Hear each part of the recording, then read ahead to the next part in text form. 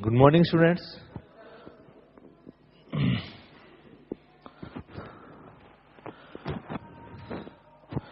Series generator complete हो गया था।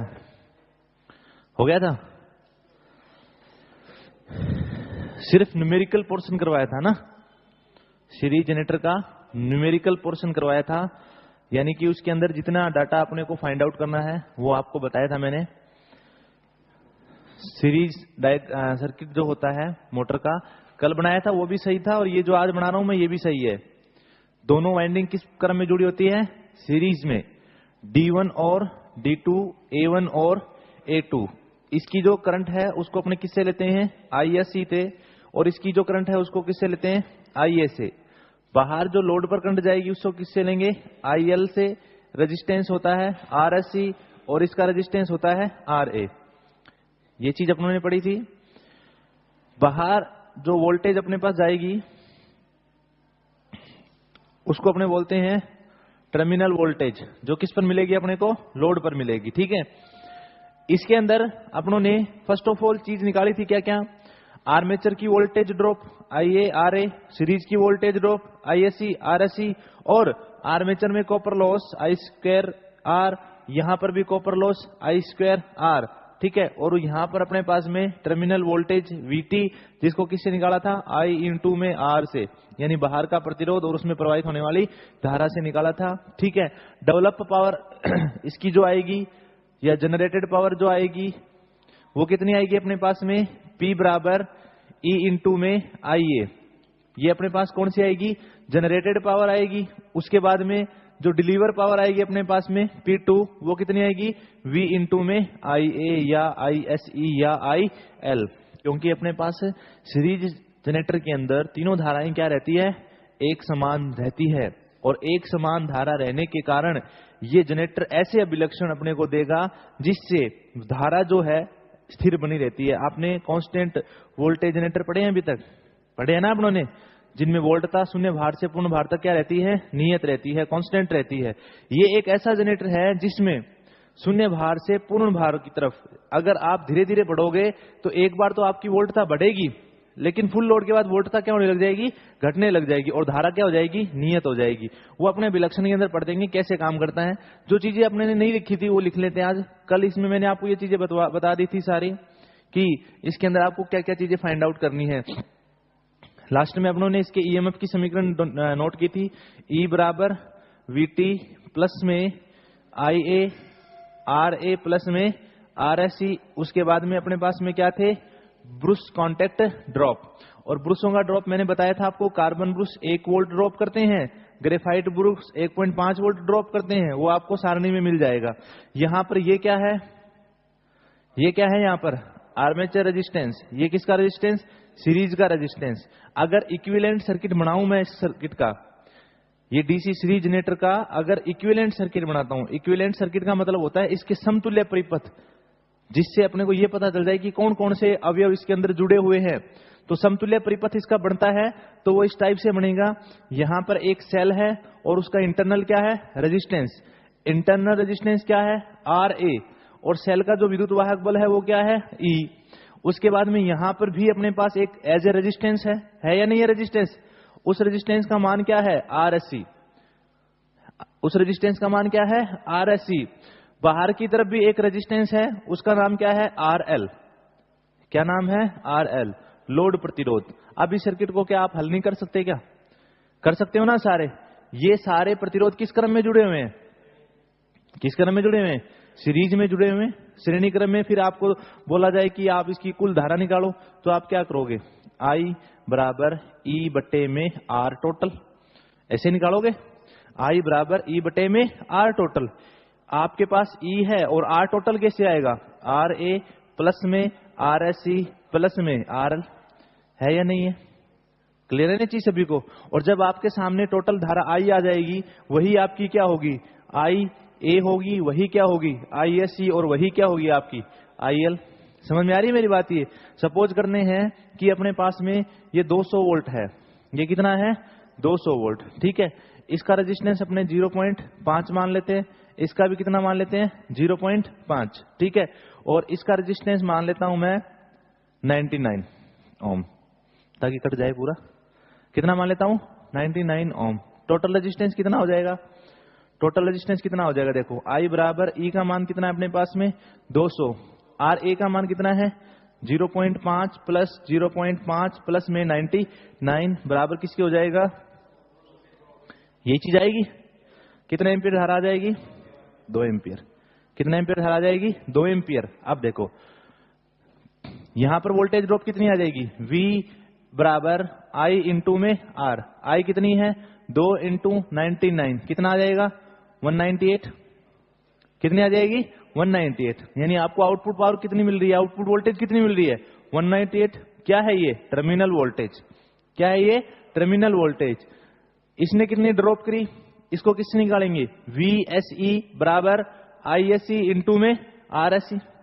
ISE का मान कितना है 2, ISE का मान तो 2 ही है ना अपने पास क्योंकि धाराएं सेम है। इंटू में इसका रेजिस्टेंस कितना है 0.5।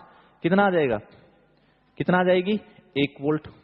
2 5 10 होते हैं ना 1 वोल्ट। और इसकी ड्रॉप भी कितनी आ जाएगी 1 वोल्ट। टोटल ड्रॉप्स कितने हो गए, जोड़ दो, टोटल ड्रॉप्स कितने हो जाएंगे अपने पास, E बराबर VA प्लस में VSE प्लस में टर्मिनल वोल्टेज।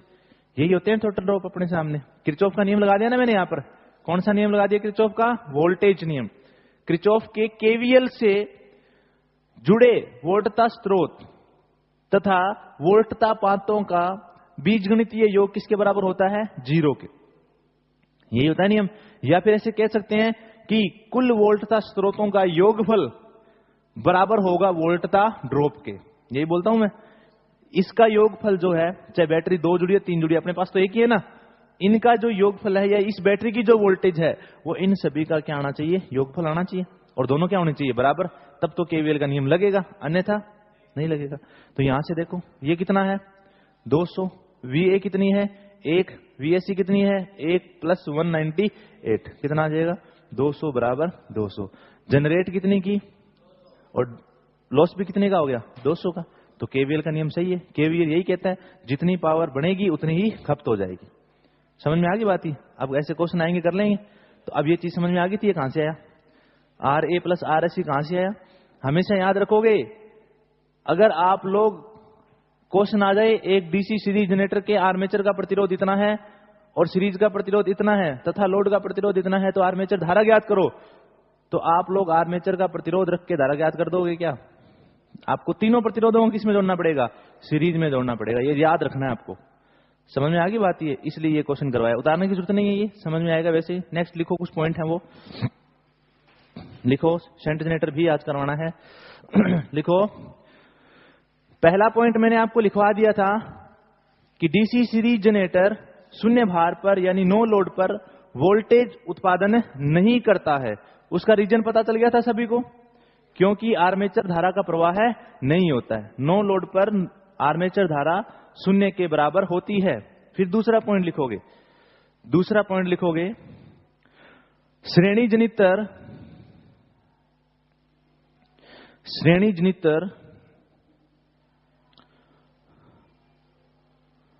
स्थिर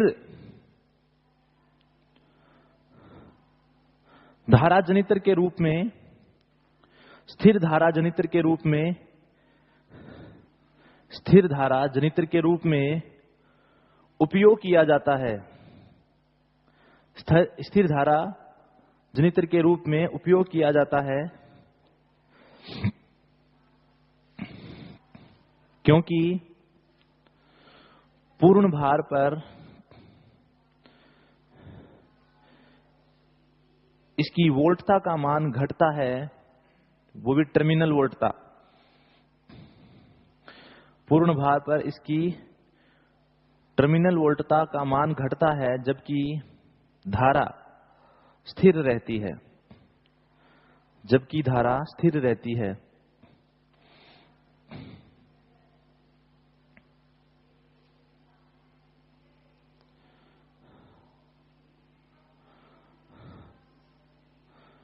ठीक है, लिखो डीसी श्रेणी जनित्र को सदैव भार पर आरंभ किया जाता है।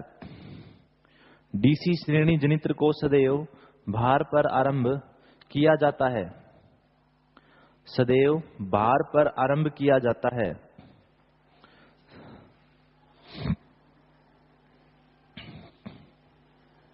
सदैव भार पर आरंभ किया जाता है। ठीक है, शून्य भार पर आरंभ नहीं करते, दोनों चीजें लिखा दी मैंने। नो लोड पर चलाते नहीं है, और चलाते किस पर हैं? लोड के ऊपर, ताकि आर्मेचर धारा प्रवाह हो सके। लिख दो, ताकि परिपथ पूर्ण होने पर, ताकि परिपथ पूर्ण होने पर आर्मेचर धारा, परिपथ पूर्ण होने पर आर्मेचर धारा का प्रवाह हो सके हो सके। नोट में कुछ पॉइंट है वो लिख दो, जो एग्जाम में बहुत ज्यादा आते हैं। पॉइंट नंबर 1 लिखो, श्रेणी जनितर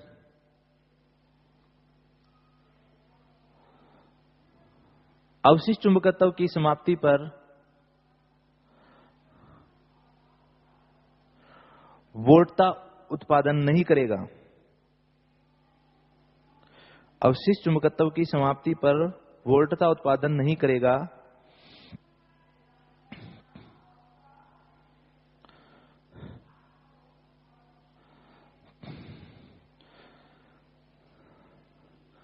शून्य भार पर श्रेणी जनितर, शून्य भार पर श्रेणी जनितर 3 से 6 वोल्ट, 3 से 6 वोल्ट वोल्टता उत्पादित करता है। 3 से 6 वोल्ट वोल्टता उत्पादित करता है। नेक्स्ट पॉइंट, यदि श्रेणी जनित्र की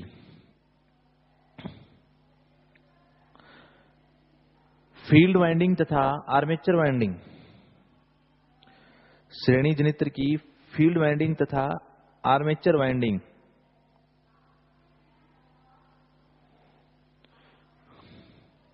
लघु या ओपन हो जाए, लघु या ओपन हो जाए तो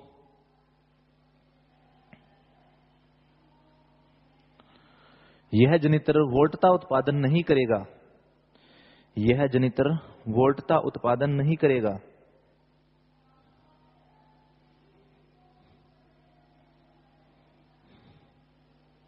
वोल्टता उत्पादन नहीं करेगा।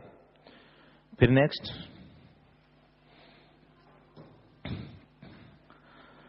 समझ में आ गई ये बात?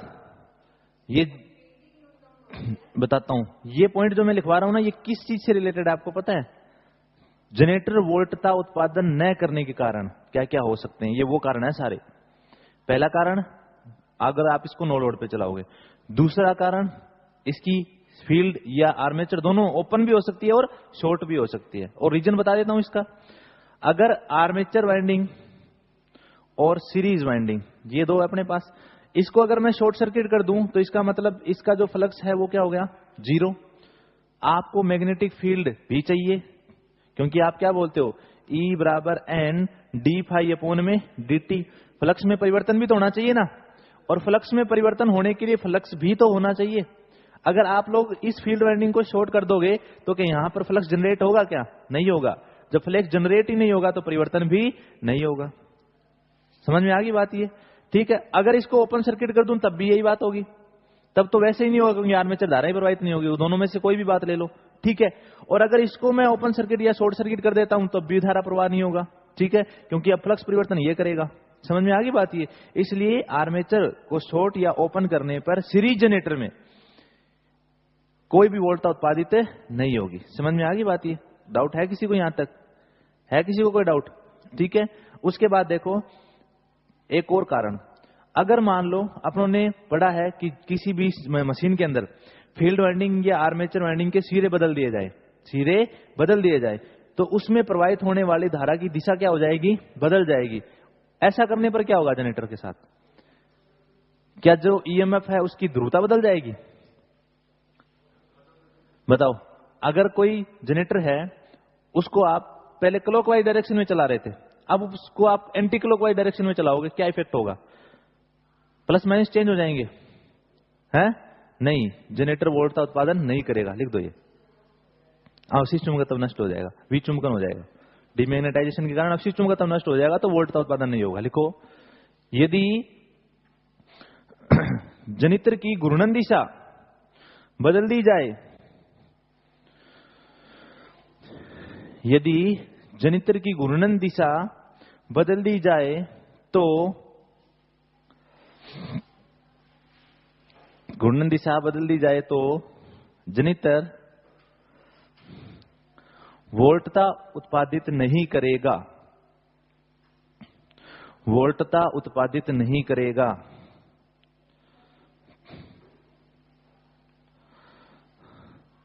और कारण हो सकते हैं कोई?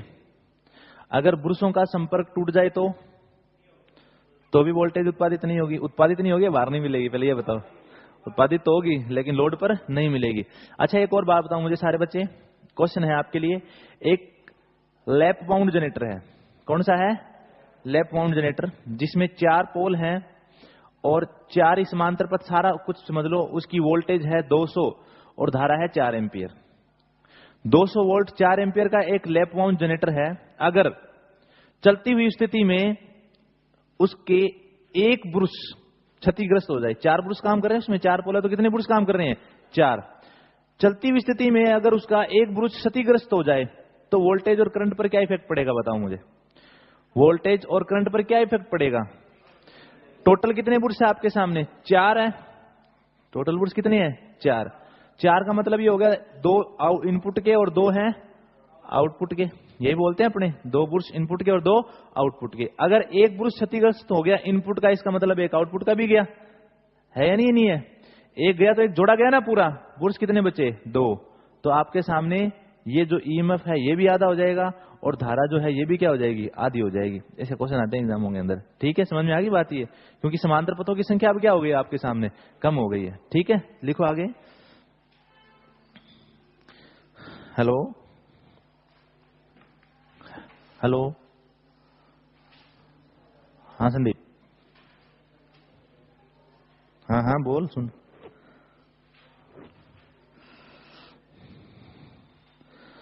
नहीं नहीं, ईबी बने, पहला जो ईएमएफ बन रहा था ना, अब दूसरी डायरेक्शन में अगर अपने जनरेटर को घुमा देंगे ना तो पहले की विपरीत डायरेक्शन में बनेगा ईएमएफ। ठीक है, और रिजल्ट ये निकलेगा कि वो दूसरे ईएमएफ का विरोध करके और अवशिष्ट चुंबकत्व को खत्म कर देगा। ठीक है, वो नहीं, वो चीज जो होती है ना, वो सिर्फ एक ही जनरेटर में होता है। जो परमानेंट मैग्नेट जनरेटर होता है ना, जो उसके अंदर वो चीज होती है बस खाली। उसमें आप अगर घूर्णन दिशा बदल दोगे तो ध्रुवता बदल जाती है, लेकिन इनमें ध्रुवता नहीं बदलती, इनमें ईएमएफ समाप्त हो जाता है। ठीक है, कुछ परसेंटेज का मतलब नहीं है, सारा ईएमएफ खत्म हो जाता है। ठीक है, क्योंकि आपको भी पता है एक जनरेटर था, उसको आप 1500 आरपीएम पर चला रहे हो। कितने आरपीएम पर? 1500 आरपीएम पे। अब मैं कहता हूं उसको रिवर्स 1500 आरपीएम पे चलाओ आप, तो सीधा रिवर्स करोगे या पहले 0 पे लेके आओगे इसको? पहले 0 पे लाएंगे ना। जब उसको 0 पे लेके आएंगे तो ईएमएफ भी क्या हो जाएगा? 0। अब बचा क्या? खाली अवशिष्ट चुंबकत्व। अब उसको पहले के विपरीत डायरेक्शन में चलाओगे तो अवशिष्ट चुंबकत्व पहले के विपरीत डायरेक्शन में नहीं बनेगा क्या? तो वो पहले वाले चुंबकीय क्षेत्र को क्या करेगा? समाप्त कर देगा। अब जब अवशिष्ट चुंबकत्व भी समाप्त हो जाएगा तो वोल्टेज बढ़ेगी कहां से? समझ में आ गई बात? ये इंटरनली होता है ऐसा। लिखो आगे, समझ में आ गए वोल्टेज उत्पादन न करने के कारण। उसके बाद लिखो आप लोग डीसी श्रेणी जनित्र के अभिलक्षण। पढ़ाई देता हूं अभिलक्षण साथ के साथ इसके, क्योंकि ये इंपॉर्टेंट है। और अभिलक्षण ध्यान से समझ लेना भाई सारे। डीसी श्रेणी जनित्र के अभिलक्षण। सीरीज जनरेटर की कैरेक्टरिस्टिक पढ़नी है अपने को।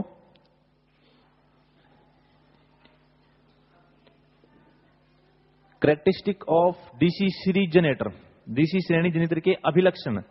अभिलक्षण का मतलब यह हो गया कि जनरेटर की वीआई, वोल्टता और धारा के बीच में ग्राफ बनाने अपने को, उसमें होने वाले परिवर्तन। 3 तरीके से परिवर्तन होते हैं। पहला जो ग्राफ आता है उसको बोलते हैं ओपन लूप अभिलक्षण या open loop characteristic. Open loop जो होता है उसी को दूसरा नाम भी बोलते हैं चुंबकीय अभिलक्षण। क्यों बोलते हैं वो भी बता देता हूं। चुंबकीय अभिलक्षण और इंग्लिश में बोलते हैं मैग्नेटाइजेशन कैरेक्टरिस्टिक। क्यों बोलते हैं, देखो चुंबकीय अभिलक्षण इसको। ओपन लूप का मतलब समझते हो सारे, जनरेटर जो है वो खुला परिपथ में पड़ा है, ठीक है। खुला परिपथ ये हो गया, उस पर लोड नहीं है। जब लोड नहीं होगा तो दो चीजें हो सकती है अपने पास में, एक चुंबकीय क्षेत्र, दूसरा स्पीड। एक क्या हो सकता है, चुंबकीय क्षेत्र, और दूसरा क्या हो सकती है, स्पीड। अब ये जो ग्राफ जो बनने वाला है अपने पास में, ये दो राशियों के बीच में बनता है।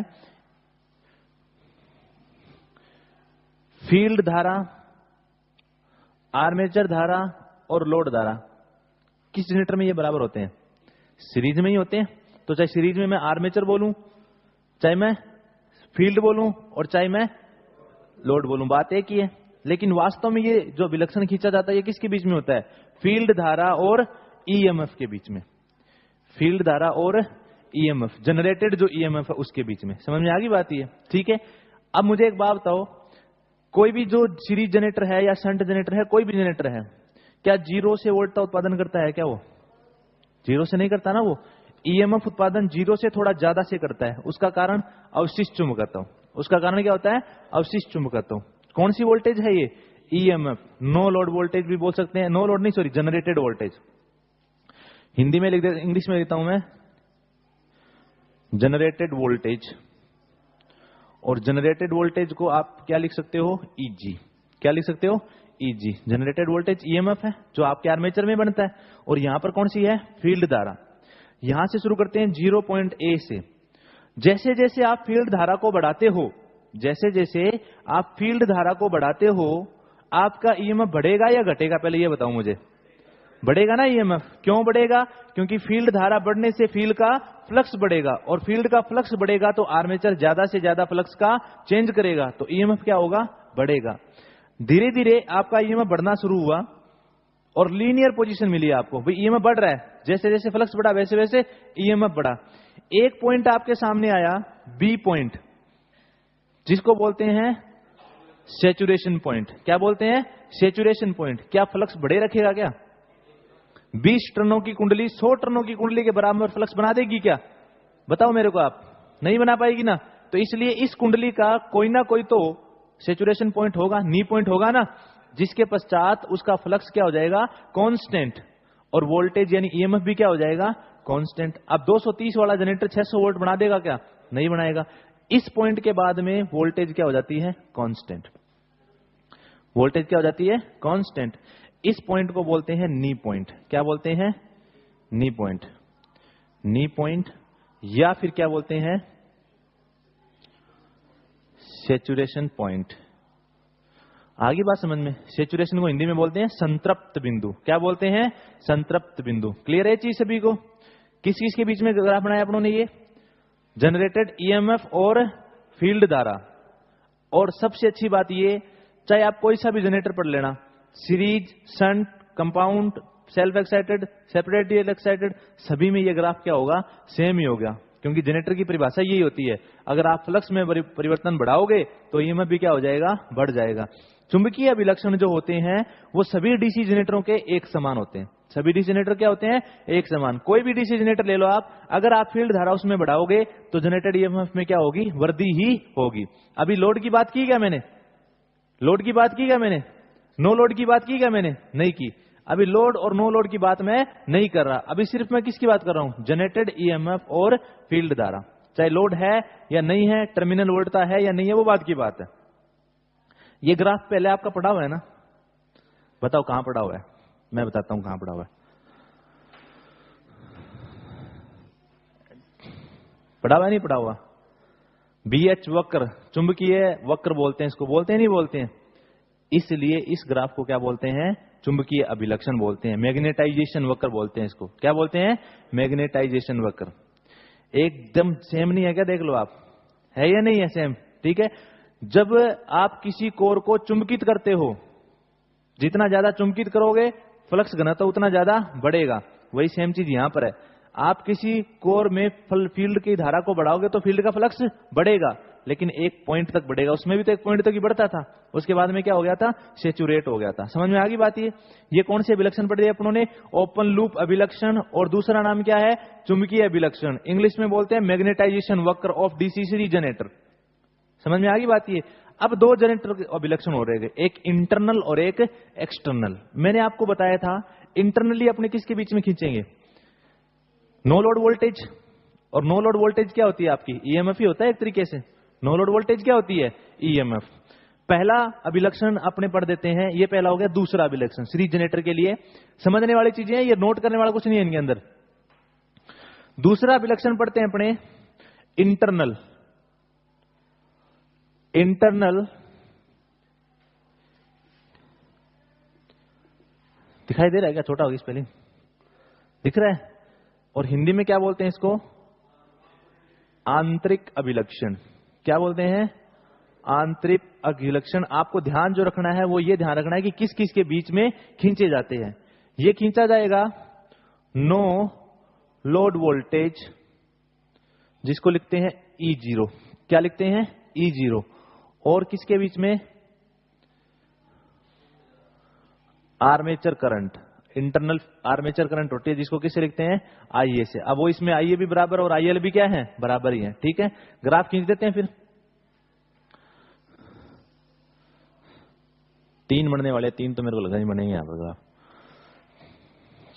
इसमें बना दूंगा दोनों, इंटरनल और एक्सटर्नल। यहां पर क्या आएगा अपने पास में, E0। E0 का मतलब कौन सी वोल्टेज हो गई, नो लोड वोल्टेज। और यहां पर कौन सी धारा होगी, आर्मेचर धारा। और कौन सी धारा हो गई, लोड धारा। दोनों को एक साथ समझा देता हूं आपको। तीसरा अभिलक्षण बनेगा अपने किसके बीच में, एक्सटर्नल।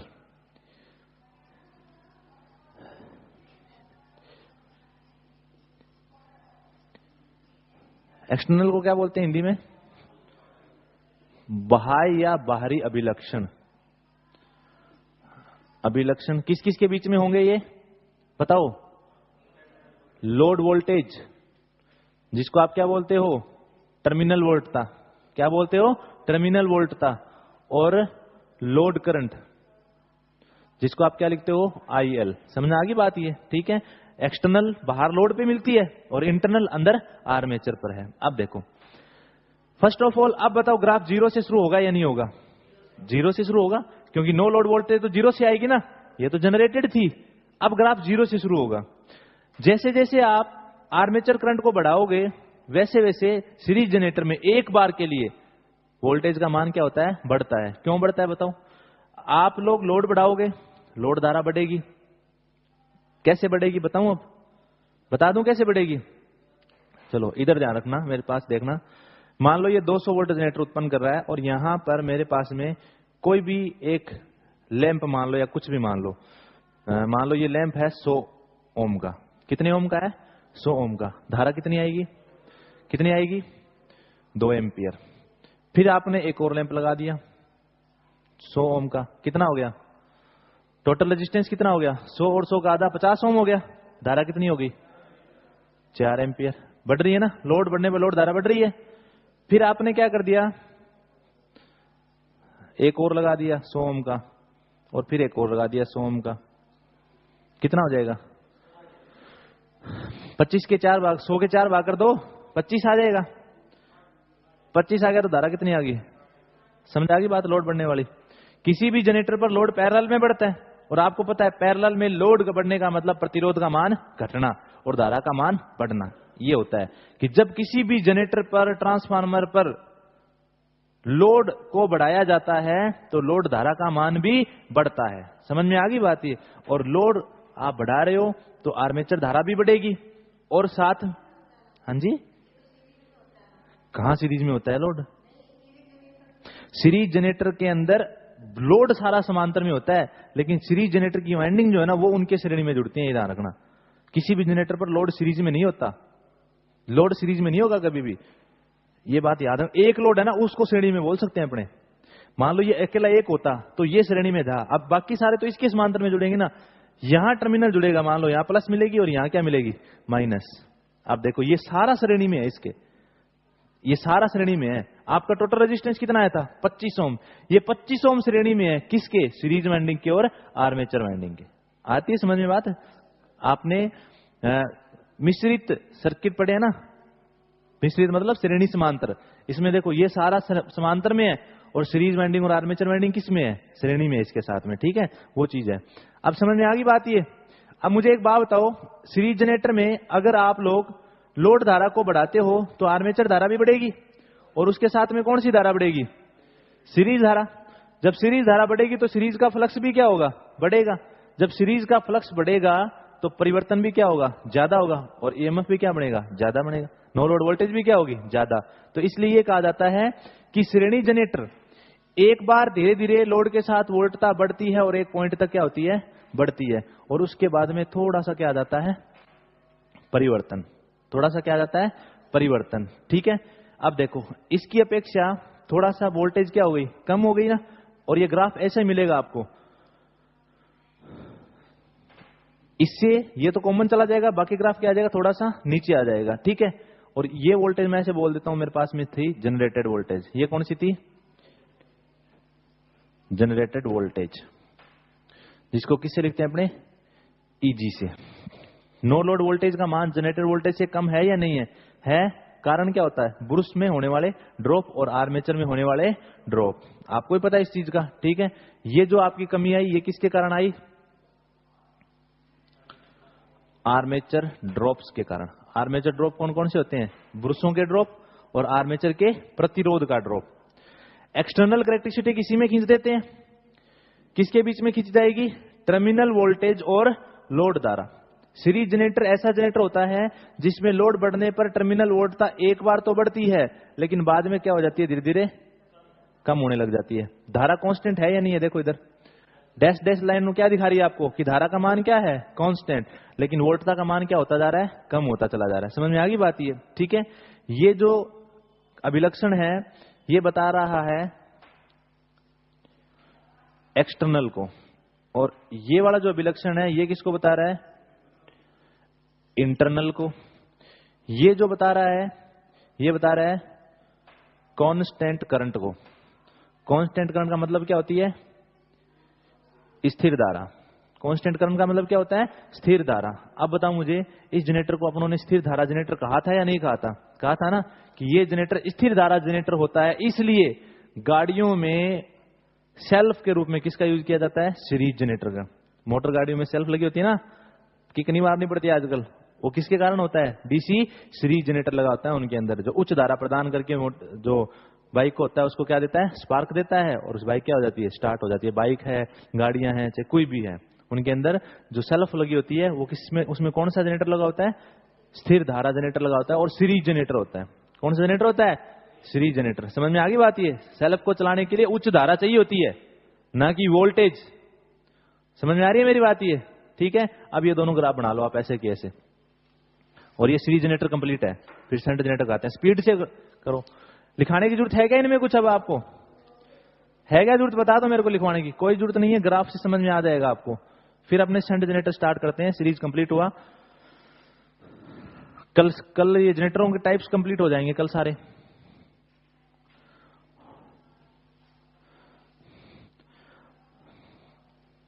अच्छा, यहां एक चीज और बताऊं मुझे, ये वोल्टेज में कमी किसके कारण आ रही है, ये कमी तो आर्मेचर के प्रतिरोध के कारण आ गई, ये कमी किसके कारण आ रही है, आर्मेचर रिएक्शन के कारण। क्योंकि लोड पर आर्मेचर रिएक्शन ज्यादा होती है, इसलिए वोल्टेज में कमी आने लग जाती है। लिखवाऊंगा इनमें, एक लास्ट वाले में जो है ना, एक एक लाइन लिखवा दूंगा मैं, कोई बात नहीं है। जल्दी जल्दी नोट करो फटाफट स्पीड से, नहीं तो फोटो ही खींच लो, घर जाके नोट कर लेना।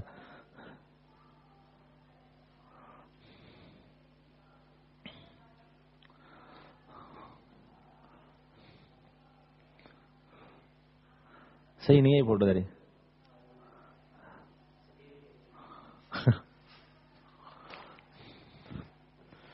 ये लाइन दिखी उसमें?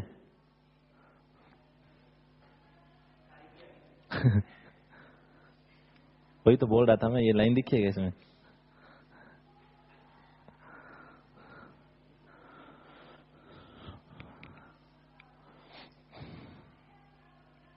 ये प्रैक्टिकली क्वेश्चन होते हैं और इन्हीं पर क्वेश्चन आते हैं। अभिलक्षणस को अगर आप अच्छे से स्टडी कर लोगे ना तो आपके प्रैक्टिकल क्वेश्चन क्लियर हो जाएंगे सारे।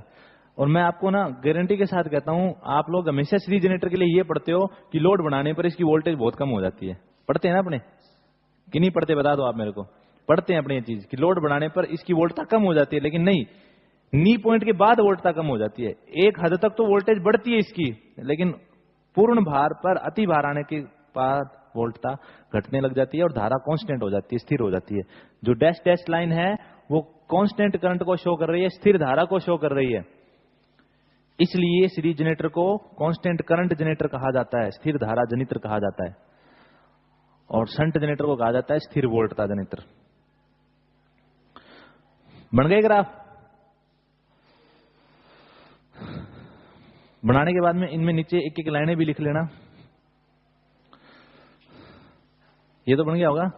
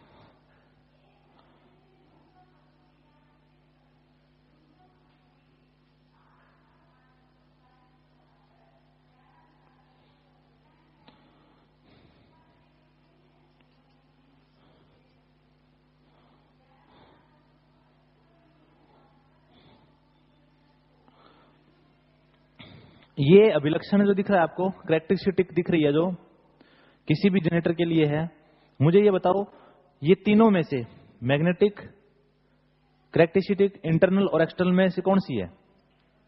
किसी भी जनरेटर के लिए तीन अभिलक्षण पढ़ते हैं अपने, कोई भी जनरेटर हो चाहे। पहला ओपन लूप जिसको मैग्नेटाइजेशन वक्र बोलते हैं, दूसरा इंटरनल जिसको आंतरिक अभिलक्षण, और तीसरा एक्सटर्नल कैरेक्टरिस्टिक जिसको बोलते हैं बाहरी अभिलक्षण। में से ये जो मैंने ग्राफ बनाया है आपके सामने, इसमें मैंने ना तो आपको लोड धारा, फील्ड धारा लिखी है, ना ही मैंने यहाँ पर जनरेटर का ईएमएफ वगैरह कुछ भी लिखा है, लेकिन ग्राफ से पता लग सकता है कि ये कौन सा अभिलक्षण है। कौन सा अभिलक्षण है? ये ओपन लूप अभिलक्षण है। कौन सा अभिलक्षण है? ओपन लूप अभिलक्षण। किसी भी जनरेटर के लिए तीन स्पीड है, N1, N2 और N3। तीन स्पीड है, N1, N2 और N3, और अपने पास ये फील्ड धारा है और ये कौन सी वोल्टेज है? Generated voltage. किसी भी जनरेटर के लिए यही एक ऐसा अभिलक्षण होता है जो क्या होता है? कॉमन होता है।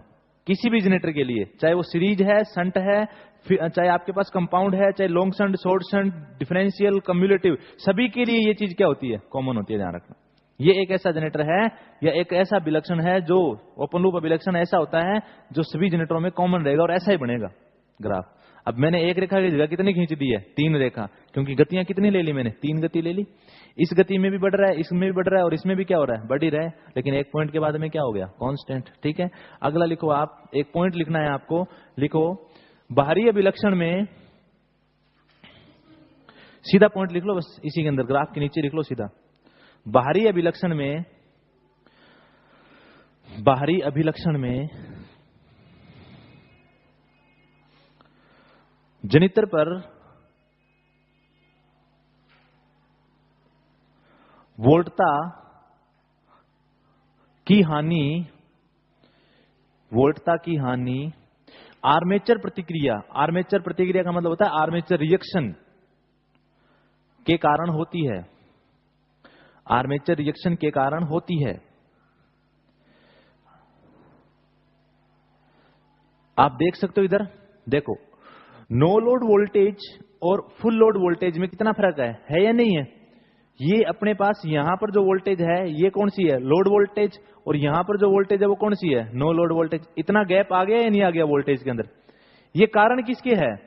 इतना गैप आया था जो अपने पास, ये वाला गैप, ये तो किसके कारण आ गया था? आर्मेचर ड्रॉप्स के कारण आ गया था। लेकिन ये गैप किसके कारण आया? ये जो गैप है वोल्टता का, ये सारा किसके कारण आ रहा है आपका? इतना गैप किसके कारण आ रहा है? आर्मेचर रिएक्शन के कारण। आर्मेचर रिएक्शन, क्योंकि टर्मिनल वोल्टता का मान घटने का कारण ही क्या होता है? आर्मेचर रिएक्शन का बढ़ना। नो लोड पर आर्मेचर रिएक्शन नहीं होती है, लेकिन लोड पर आर्मेचर रिएक्शन का मान भी क्या होता है? ज्यादा होता है। समझ में आ गई बात ये? ठीक है, तो ये चीज भी कॉमन रहेगी कि लोड पर टर्मिनल वोल्टता जो है वो घटती है, उसका कारण क्या होती है? Armature reaction. समझ में आ गई बात? ये पॉइंट लिखना था आपको, लिख दिया था। इसका कारण होता है आर्मेचर रिएक्शन। लिखो, किसी भी जनरेटर पर यदि लोड को बढ़ाया जाता है, किसी भी जनरेटर पर यदि लोड को बढ़ाया जाता है तो टर्मिनल वोल्टता में परिवर्तन होते हैं जो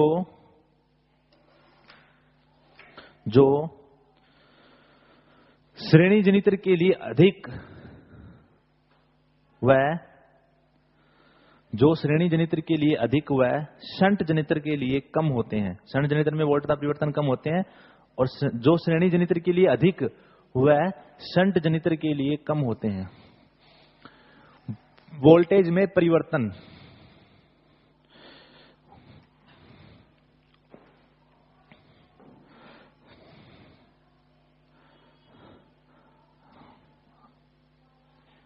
ठीक है। चलो नेक्स्ट लिख दो, DC shunt generator. DC shunt generator, DC shunt generator लिखो। इसमें यह एक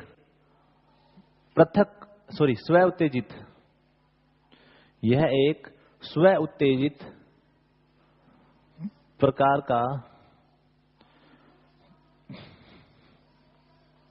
डीसी जनरेटर है, जिसमें फील्ड वाइंडिंग के रूप में शंट वाइंडिंग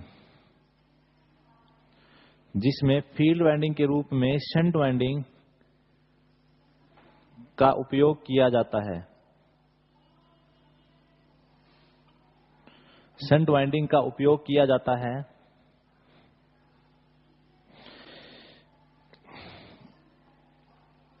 इस जनरेटर में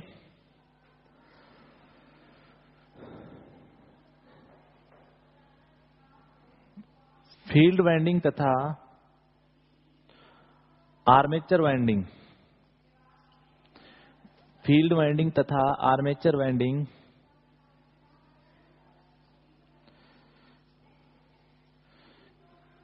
एक दूसरे के साथ समांतर में जुड़े होते हैं।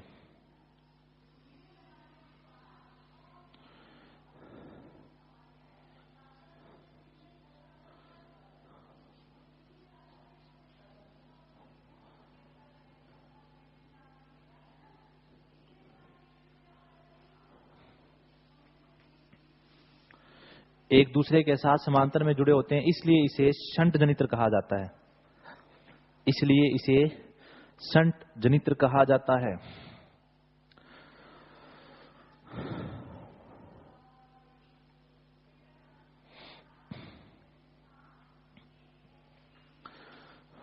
पहले वो न्यूमेरिकल पोर्शन करवा देता हूं, फिर कल पढ़ेंगे इसको, क्योंकि इसमें वो क्रांतिक एक नाम आता है। क्रांतिक सुना है? क्रांतिक 3 चीजें होती है। क्रांतिक को हिंदी में बोलते हैं क्रांतिक, और इंग्लिश में बोलते हैं क्रिटिकल रेजिस्टेंस, क्रिटिकल स्पीड और critical load resistance. Load resistance का मान भी निश्चित होता है कि इतना लोड लगाओगे तब धारा प्रवाहित होगी, अन्यथा नहीं होगी। ठीक है, पहले समझो, ये जो जनरेटर आपको दिखाई दे रहा है सर्किट के अंदर, ये कौन सा है? ये सर्किट मैं आपको क्यों करवाता हूं पता है आपको? ये सर्किट क्यों करवाता हूं? पहली चीज तो ये कि आपको जनरेटर जो है उसकी वर्किंग समझ में आ जाती है सर्किट से ही। दूसरी बात, ये एलएमआरसी का जो पेपर हुआ था ना, एलएमआरसी का, उसमें हर जनरेटर का सर्किट ही पूछा था। ये कौन सा जनरेटर है, ये कौन सा है, ये लॉन्ग शंट है, ये शॉर्ट शंट है। जनरेटरों के सर्किट ही पूछे थे सीधे एलएमआरसी का पेपर में। 2 ही पेपर हुए अभी तक एलएमआरसी के, एलएमआरसी का जेएमआरसी, जयपुर मेट्रो, एलएमआरसी नहीं जयपुर मेट्रो के 2 ही पेपर हुए अभी तक। भले टाइम में एक हुआ था और एक थोड़े दिन पहले ही हुआ था, 1 साल पहले। इसके बाद अभी तक कोई वैकेंसी नहीं है। उनमें ज्यादातर ये सर्किट ही पूछे गए थे डीसी मोटरों के। तो इसलिए मैं सर्किट बनाने के 2 कारण, एक तो आपको सर्किट समझ में आ जाएगा, दूसरा न्यूमेरिकल करने में आसानी हो जाएगी। यहां से दोनों वाइंडिंग एक दूसरे के साथ किस क्रम में है? पैरेलल में है, इसलिए इसको क्या बोलते हैं? DC shunt generator. ये आर्मेचर वाइंडिंग है और ये कौन सी वाइंडिंग है? शंट वाइंडिंग के सिरे क्या होते हैं? E1 और E2। इसका रेजिस्टेंस जो होता है वो मीडियम टाइप होता है। कितना बताया था मैंने? 250 से 750 या 250 से 500। ठीक है, रेजिस्टेंस ज्यादा होता है। इसकी भी एक रेंज होती है जिसको क्रांतिक प्रतिरोध बोलते हैं। क्या बोलते हैं? क्रांतिक प्रतिरोध। क्रांतिक प्रतिरोध की कहानी बता देता हूं मैं आपको। क्रांतिक कुछ भी नहीं है, एक सिंपल सी बात है। अगर मैं फील्ड वाइंडिंग को ओपन कर दूं, ओपन का मतलब रेजिस्टेंस अनंत है। ओपन का मतलब रेजिस्टेंस क्या है? अनंत है। अब क्या इसमें धारा जाएगी? क्या नहीं जाएगी। जब इसमें शंट धारा का मान 0 हो जाएगा तो शंट का फ्लक्स भी क्या हो जाएगा? 0। तो क्या जनरेटर वोल्टता बढ़ाएगा? क्या नहीं बढ़ाएगा। बस वही क्रांतिक प्रतिरोध है। अगर फील्ड का प्रतिरोध ज्यादा हो जाएगा, इतना ज्यादा हो जाएगा कि इसमें धारा ही ना जाए, तो क्या ये वोल्टता बढ़ाएगा? क्या नहीं बढ़ाएगा। उस रेंज को ही अपने क्या बोलते हैं? क्रांतिक प्रतिरोध बोलते हैं। समझ में आ गई बात? ये कि फील्ड का वह अधिकतम प्रतिरोध जिसके पश्चात जनरेटर की फील्ड वाइंडिंग में कोई भी धारा न जाए और जनरेटर वोल्टता का उत्पादन न करे, वो प्रतिरोध क्या कहलाता है? क्रांतिक प्रतिरोध कहलाता है। अब मैंने कह दिया कि फील्ड वाइंडिंग का प्रतिरोध 750 है। अगर इससे ज्यादा करोगे तो वोल्टता नहीं बढ़ाएगा। इसका मतलब ये 750 क्या है? क्रांतिक प्रतिरोधी है। ये बोल दिया मैंने ये चीज। ठीक है, वही होता है बस क्रांतिक प्रतिरोध। और एक बात बताओ, क्रांतिक प्रतिरोध से अधिक प्रतिरोध होने का कारण क्या हो सकता है? एक ही कारण हो सकता है, ओपन सर्किट, और कोई भी कारण नहीं है। शंट वाइंडिंग का प्रतिरोध बढ़ने का एक ही कारण है कि शंट वाइंडिंग क्या हो चुकी है? ओपन सर्किट हो चुकी है। इसके अलावा क्या आप लोग ऐसे समझते हो कि चलती हुई स्थिति में टर्नों की संख्या बढ़ जाएगी तो रेजिस्टेंस बढ़ जाएगा? बढ़ सकता है क्या? बताओ मेरे को। या तो 2 बनाते समय आप लोग ऐसा कुछ कर दो कि रेजिस्टेंस बहुत ज्यादा हो जाए, या चलती हुई स्थिति में ये वाइंडिंग क्या हो जाए? ओपन सर्किट हो जाए, तब रेजिस्टेंस अनंत हो जाएगा। आगे बात समझ में? वो क्रिटिकल रेजिस्टेंस होता है, वो बोला जाता है बस क्रिटिकल। बाकी है ये चीज कि उससे कम रेजिस्टेंस जिससे आराम से इसमें कौन सी धारा प्रवाहित हो सके? शंट धारा। ठीक है, अब देखो, आप सभी को श्रेणी समांतर परिपथ तो आते हैं अच्छी तरह से? आते हैं नहीं आते हैं? यहां पर जो नो लोड वोल्टेज आएगी वो तीनों में क्या रहेगी? सेम। तीनों में क्या रहेगी? सेम। सेम रहेगी ना। तो यहां पर भी वोल्टेज सेम, यहां पर भी सेम, और यहां पर भी क्या रहेगी? सेम। सीधी सी बात ये हो गई कि यहां पर जो आर्मेचर धारा है, सबसे पहले मैं कौन सी धारा बात करता हूं? आर्मेचर धारा। आर्मेचर धारा को किससे शो करते हैं अपने? IA से। बराबर नोड दिख रहा है आपको सभी को? मैंने A और B क्यों लगाया है? क्योंकि ये 2 नोड है। एक नोड A है और एक नोड कौन सा है? B। नोड A पर आने वाली धारा कौन सी है? IA। आने वाली धारा कौन सी है? IA। माइनस में जाने वाली धारा कौन सी है? ISH। माइनस में जाने वाली धारा कौन सी है? IL। आने वाली धारा को किस में लिया जाता है? प्लस में। और जाने वाली धारा को किस में लिया जाता है? माइनस में। इन दोनों को बराबर के उधर ले जाऊंगा तो ये किसकी हो जाएंगी? प्लस की। तो क्या मैं ऐसे लिख सकता हूं? IA बराबर में ISH प्लस में IL। लिख सकता हूं या नहीं लिख सकता हूं? जैसे आपको क्वेश्चन आ जाए, एक जनरेटर 200 एम्पियर धारा लेता है। कितनी एम्पियर धारा लेता है? 200 एम्पियर धारा। यदि उसके शंट धारा का मान नियत है जो 2 एम्पियर है, तो लोड धारा कितनी होगी? 198। कितनी होगी? 198। क्योंकि देखो 200 में से इधर कितनी गई? 2 एम्पियर, तो उधर कितनी जाएगी? 198। समझ में आ गई बात ये? ठीक है, इस प्रकार से। उसके बाद देखो दूसरी बात ये, अगर आपको बोले कि शंट धारा निकालो, निकाल सकते हो क्या? शंट धारा क्या होगी बताओ मेरे को? इसको किससे लिख सकते हैं? ISH। किसी प्रतिरोध में से गुजरने वाली धारा का मान क्या होता है? I बराबर V/R। पहली चीज तो निकाल सकते हो, I बराबर VSH अपॉन में RSH। RSH क्या है अपने सामने? शंट वाइंडिंग का प्रतिरोध। RSH क्या है? शंट वाइंडिंग का प्रतिरोध। और VSH क्या है? शंट वाइंडिंग के द्वारा प्राप्त की गई वोल्टेज, जो तीनों में क्या होगी? सेम। जो तीनों में क्या होगी? सेम। बोलेगा ना नो लोड वोल्टेज 200 है, तो इसको भी कितनी मिलेगी? 200। और इसको भी कितनी मिलेगी? 200। जब इसको 200 मिलेगी तो आपके पास कौन सी धारा आ जाएगी? आर्मेचर धारा। इसको 200 मिलेगी तो कौन सी आ जाएगी? शंट धारा। आर्मेचर में से कौन सी घटा दो? शंट। तो कौन सी आ जाएगी? लोड। सिंपल बात है ना एक तरीके से। या शंट धारा यहां से भी मिल सकती है आपको। मिल सकती है नहीं मिल सकती है? कैसे निकाल सकते हो? ISH बराबर IA माइनस लोड धारा। समझ में आ गई बात? ये IA माइनस लोड धारा। सबसे बड़ी धारा कौन सी होती है? आर्मेचर धारा। सबसे बड़ी धारा आर्मेचर धारा। किसके लिए? जनरेटर के लिए। और मोटर में सबसे बड़ी धारा कौन सी होगी?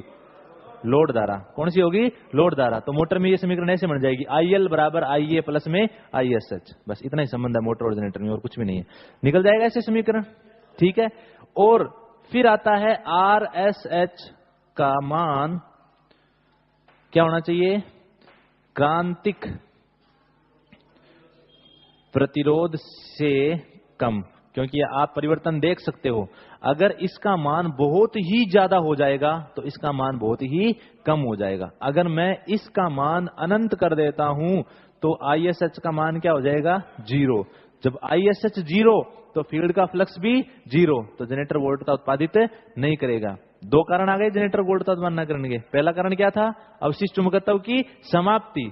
दूसरा कारण क्या हो गया?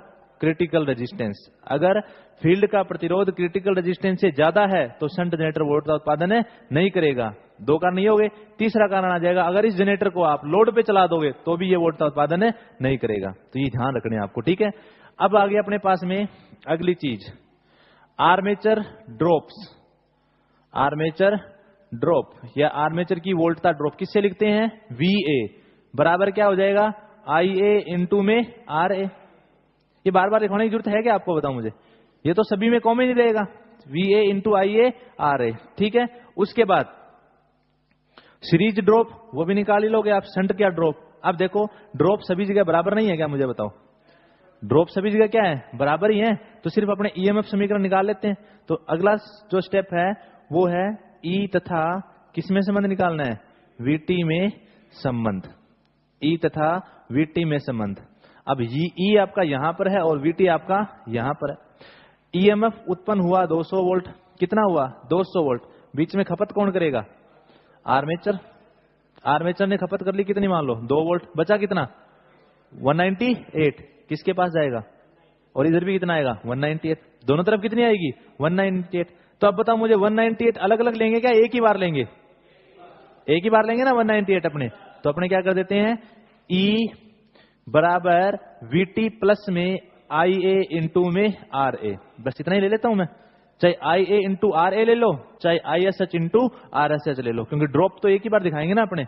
अलग अलग ड्रॉप नहीं दिखा सकते अपने सारे। समझ में आ गई बात? ये कोई डाउट किसी को यहां तक? ये हो गई DC शंट जनरेटर के लिए किसकी समीकरण?